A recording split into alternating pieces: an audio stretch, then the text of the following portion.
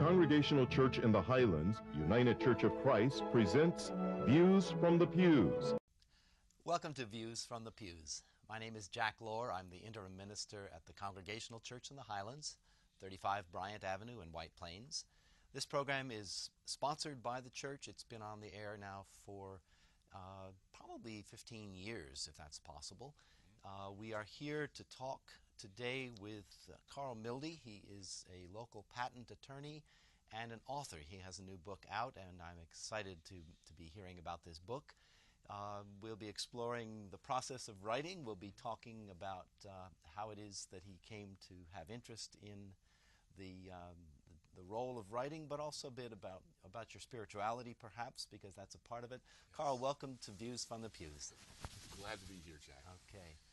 So where do you want to start, Karl? You want to talk about the book? You want to talk about how you became a writer? I think let's start there. Okay, let's do that. All right. Here's the very first book I wrote. It's a children's book called Jason and the Detectives. My son was in 5th grade. Okay. And I wrote about a boy in 5th grade who goes to school, and that morning there's been a theft in the trophy case. A trophy is stolen, and the principal of the school calls the local detective agency, that is the police, and a detective comes out and takes a look, and Jason meets the detective. I finished this book in about 6 months, and then I wrote another one. Jason was in summer camp, so I wrote about Jason in summer camp.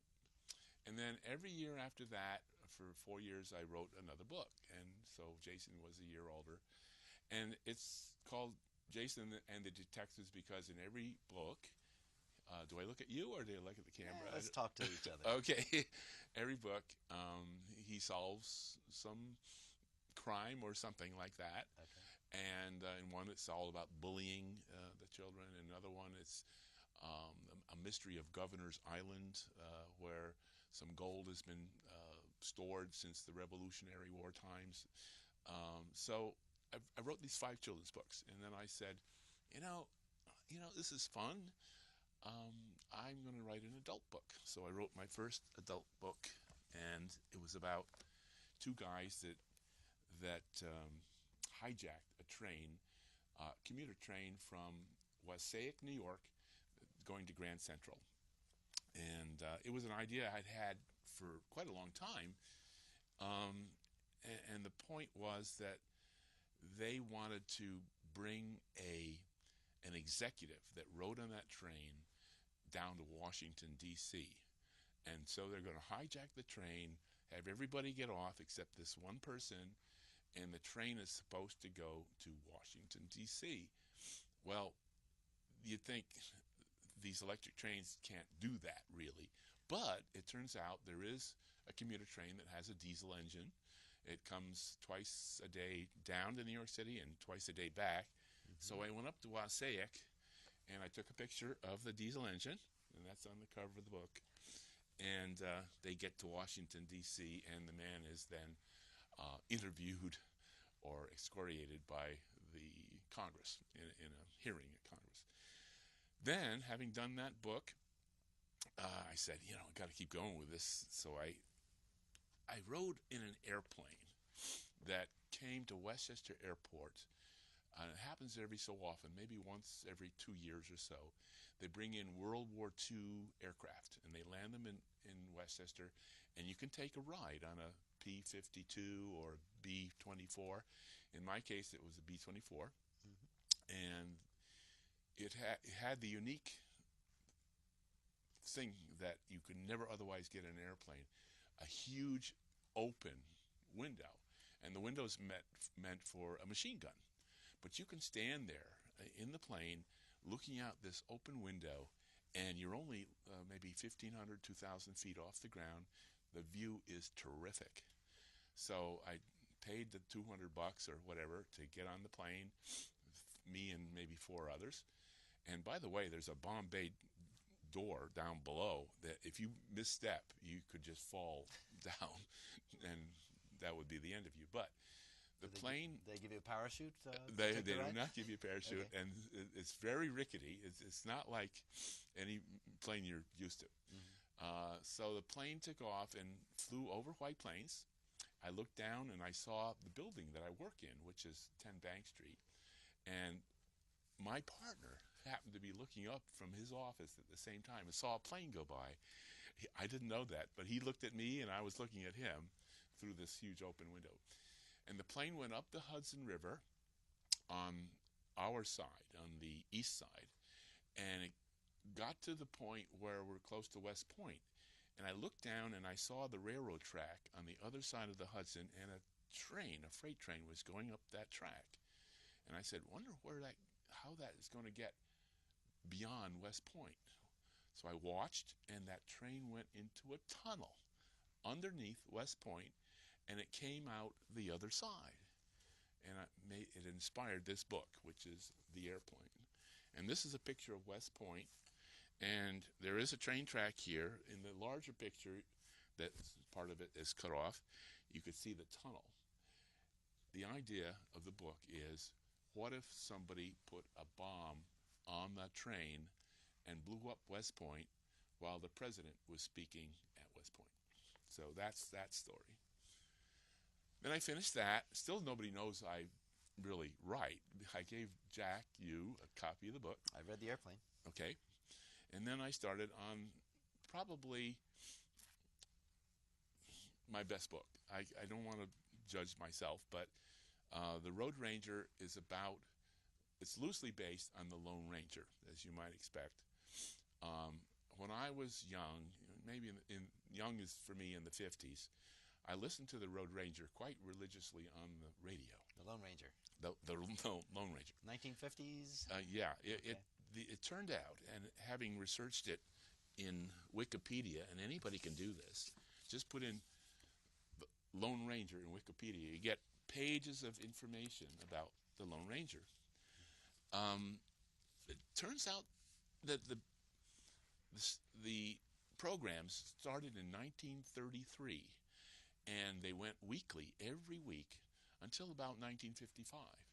So I was listening maybe 1948 to 47, 48, up to about 1953, perhaps.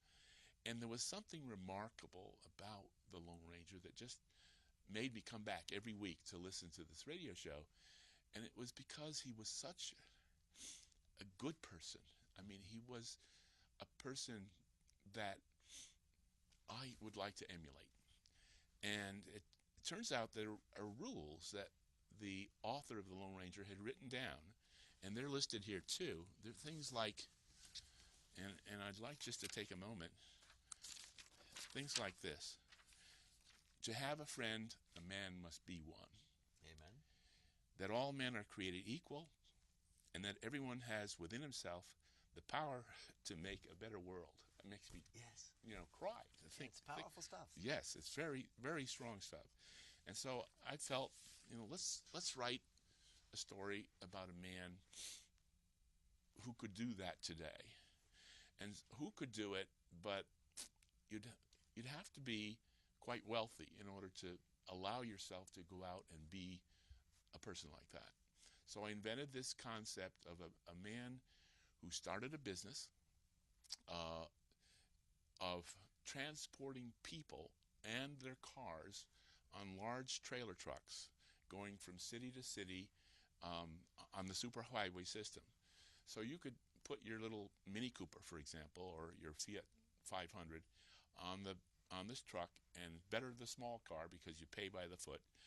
And you could sit upstairs and be in a cafe environment, have a cup of coffee. You could even have a meal.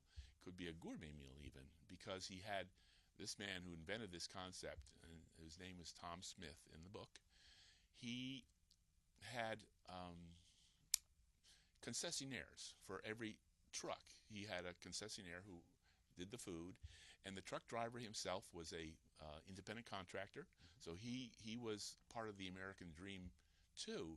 He would get a loan from the Tom Smith, buy a truck, and then that was his truck that he would use to transport these people. And Tom Smith, all he did was manage all of this.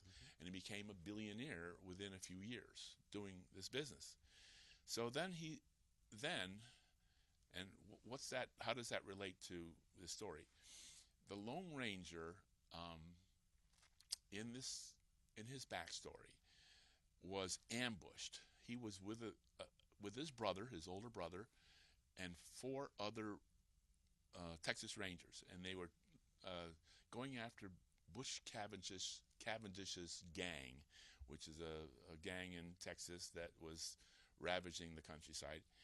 And they were ambushed, and all of them were killed except John Reed was left for dead, but he was practically dead, but he was alive. And along comes this Indian, who later became Tonto. He found this one man alive.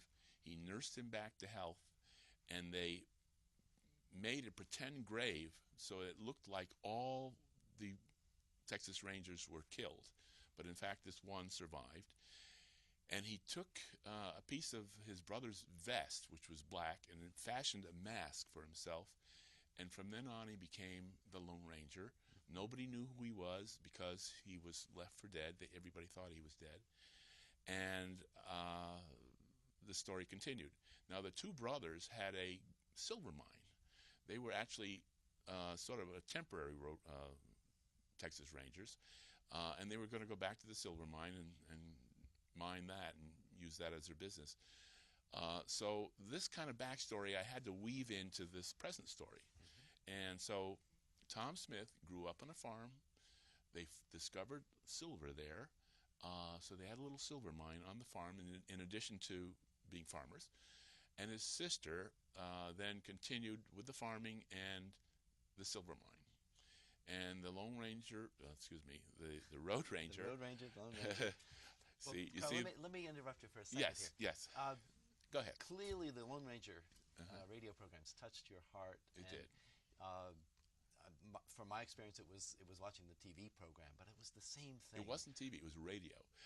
Initially, it was radio, but it became I TV. saw him. We didn't have a TV set at home. Exactly. My parents didn't want that, but I did see him once about 1960 on TV, and it was awful to me because it didn't match the same thing. My idea. Sure. Okay, go ahead. But you were touched by that, Yes. as I was by the TV program. Okay.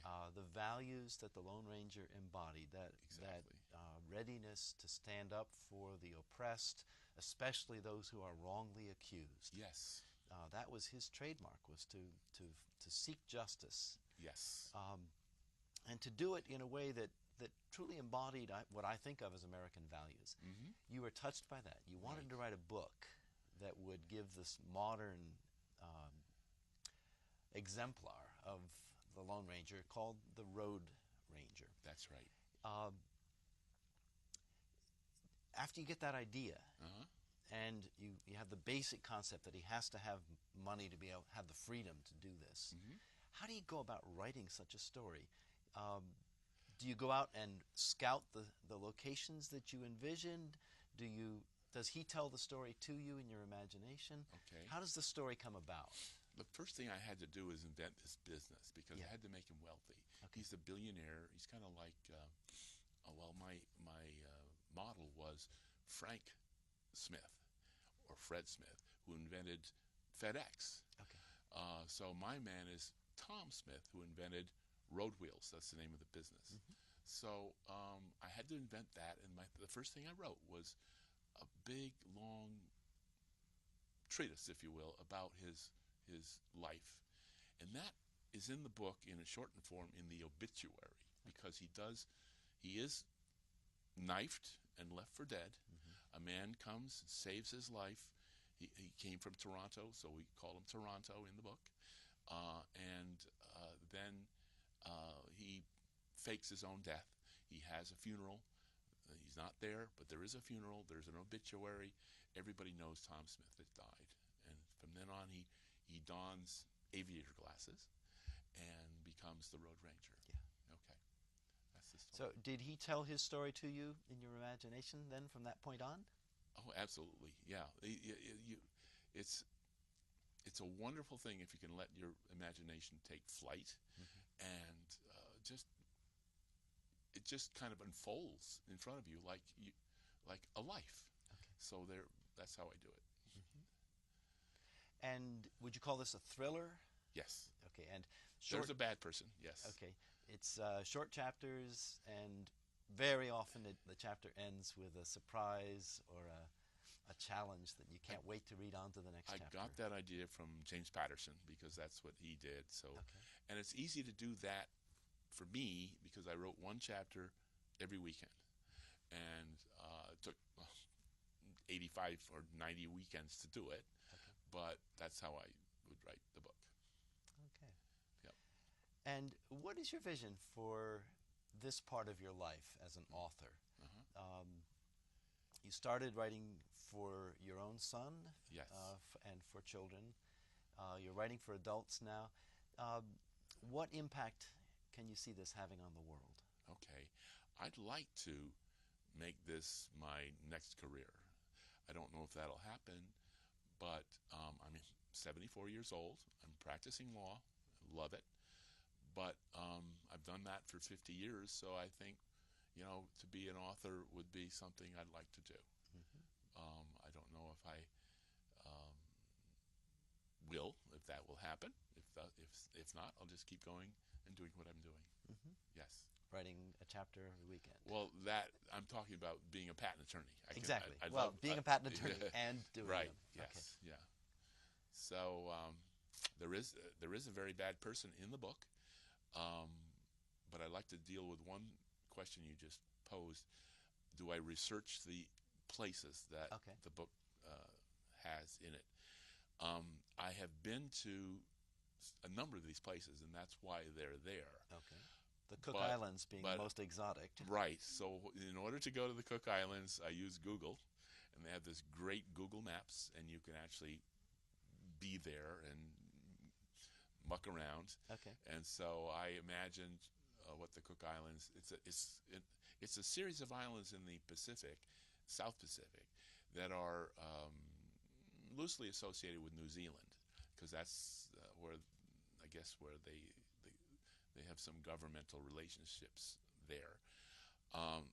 The island is called Rarotonga, and it is a real island. It's practically a perfect oval, and if you look on the map and you look on the aerial photograph, there's a beach all the way around. It's like this idyllic place, and in the center is the remains of a volcano.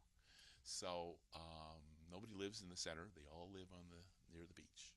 That's the place. Logical thing to do. Right. Okay. Okay.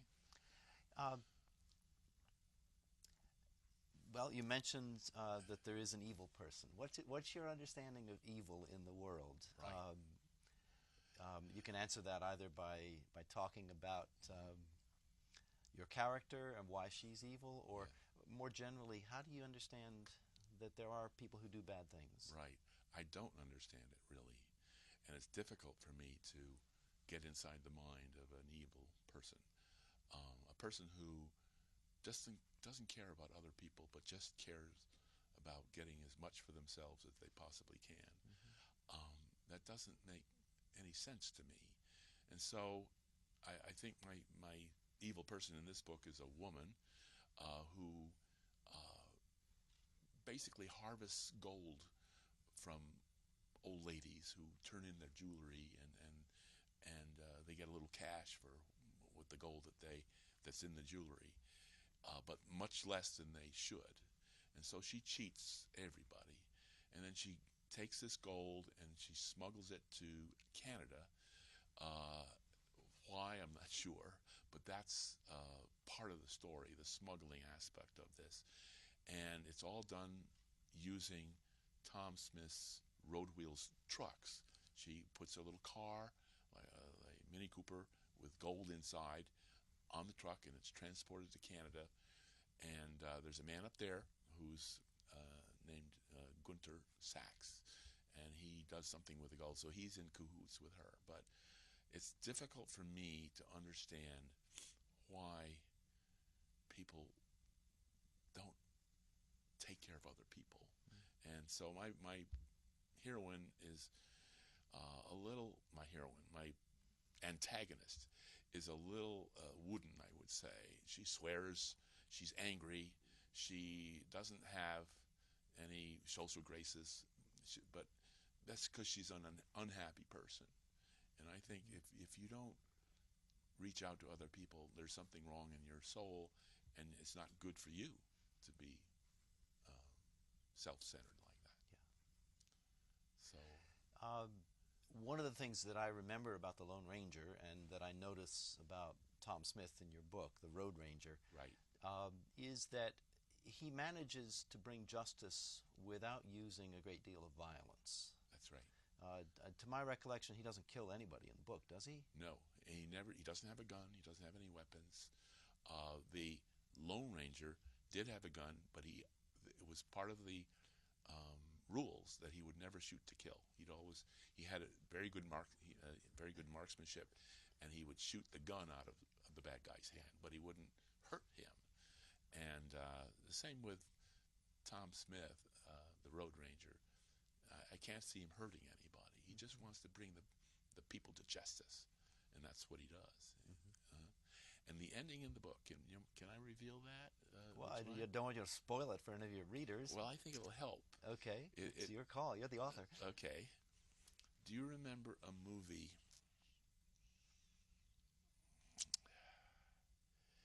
about... Now, the name of the movie escapes me. Okay. It's about the Iranian Revolution when they took over the hostages, and they sent a crew in to The recent movie, Argo. Argo, that's the Sure. movie. Okay. Okay. It had a wonderful ending. Yes. They tried to get out to the airport and tried to get on the plane, and then the plane was taken off. And in the meantime, the Iranian officials realized they were escaping, and they almost got the plane, but it managed to disappear into the sky. Well, I took that concept and I put the antagonist in this book, the real evil woman. Put her on the plane. She was going to escape to the United Arab Emirates. The plane was taking off.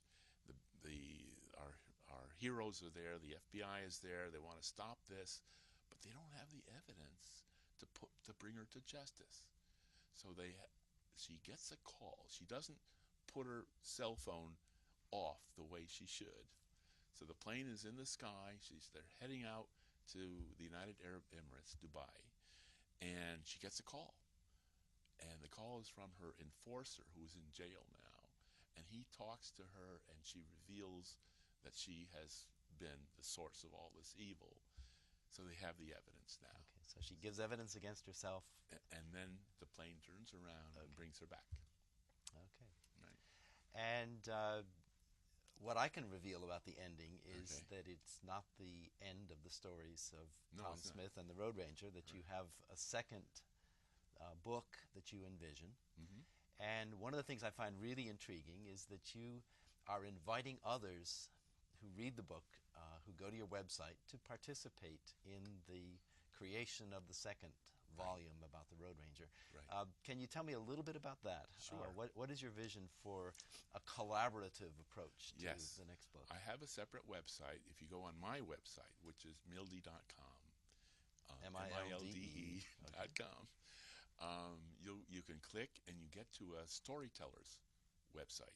It's called the Story Corner, and you then can submit stories, Road Ranger stories, that I will edit. I will choose the best and put them in the sequel, which is called The Road Ranger Rides Again. So I'm hoping people will be intrigued by this character and would like to write stories of their own. And this is your opportunity to be an author too, because it will be published and I will share the royalties. If this book becomes, well, if this concept works, there'll be many books like that, and we'll just keep going. Sounds exciting. Have you had anybody responding yet? No, nobody's yet. When was your book published, actually? On the 1st of January this year. Okay, so Yeah. we're right here at the beginning. Yes. All right. Right. Now, you're a patent attorney. You deal with patents. You may have your own inventions. I don't know. I do, yes. Okay. You get a sense of some of that, the creativity that underlies the book. Are you sure that this concept of the truck carrying cars and people, is this something that really could work? Well, I asked you that at one point, and you have a brother over in New Zealand, or My is brother-in-law, it? yeah. A brother-in-law. He was in Australia at the time. In Australia, okay. Who feels that the truck would be too small to do what I want to do. I'm willing to be convinced, but I don't think so. I think for a small car, you can fit that in there on the lower deck, and the upper deck is for passengers. All right. Right. Sounds exciting. Right. Could you imagine one of these books turning into a movie? Absolutely. I write them that way. They feel like Yeah. they could. Yeah. As a matter of fact, the very first thing I really did was, in writing, was to write a movie script. And I did that because I write so slowly. I felt 100 pages of movie script, or 75, would be easier to write than a full book. But it wasn't. It took me 2 years to write that, too. And I even optioned it to a Hollywood director who was going to put together a package, but wasn't able to do that. But that was the story. It was called The Adventures of David Little, Inventor. And it was the story of a man who made a product for a car called the Co-Pilot that would warn you when you're close to the car ahead. It would also turn on your hazard lights automatically if you're going too slow or if you stopped on the road. Did things like that. Okay. And his invention was stolen. So that was that story. Yeah. All right. Well, Karl, it really has been a joy to talk with you about your latest book and to get a little sense of what it's like to be an author,